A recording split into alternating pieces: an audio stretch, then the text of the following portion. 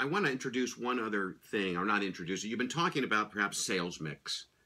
And the issue of sales mix is very important.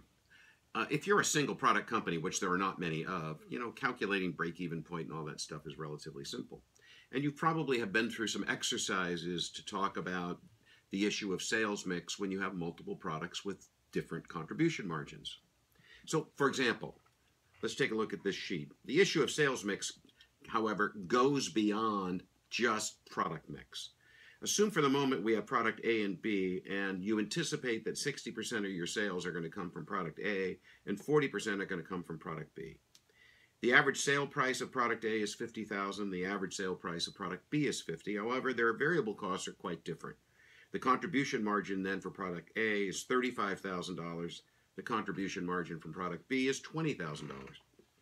Now, assuming we do sell 60% of our product, 60% of our sales are product A and 40% are product B, our overall contribution margin based on that sales mix is going to be $29,000.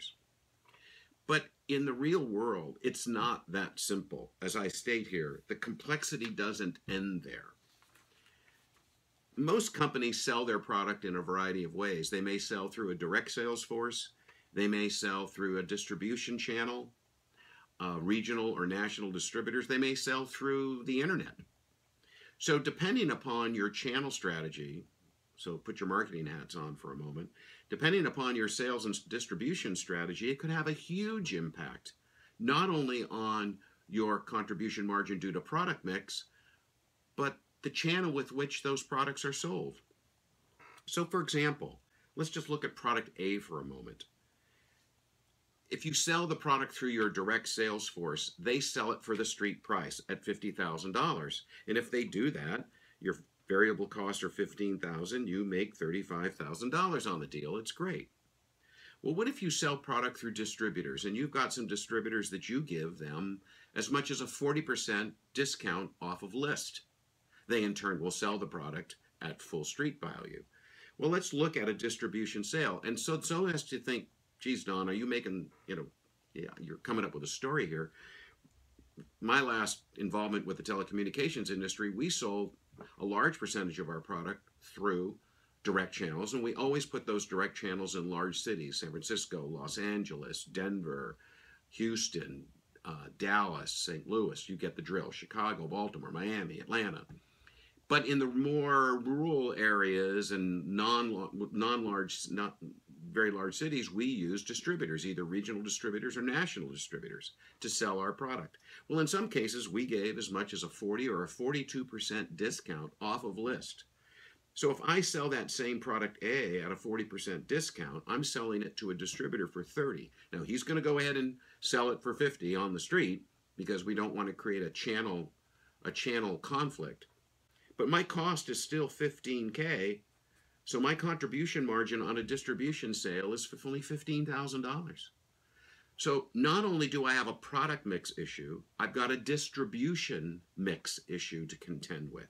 Now, I know what you're saying. I know, well, wait a minute, Don. If you sell it through distribution, the installation and the maintenance and the fix it when it breaks type activity is going to be done by the distributor. So at the end of the day, your bottom line profitability is likely to be the same whether or not you sell direct or an indirect channel.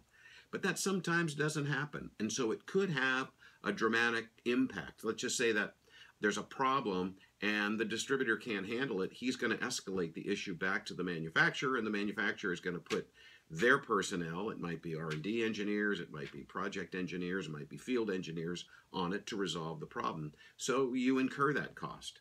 So what I'm getting at, it's just not, sales mix is a really difficult issue to get your arms around. And I don't want you to leave this chapter thinking that it's just, look at my mix, estimate what my mix of each product is going to be. You've got to overlay on top of that all the other various scenarios, distribution channel for one. So I hope that helps you understand mix a little bit more. And I'm not trying to put the fear of God into you, but at the same time, I want you to think that through so that if you are in that situation, you recognize what the impact of sales mix and distribution and channel mix can have on contribution margin, thus bottom line. Thanks.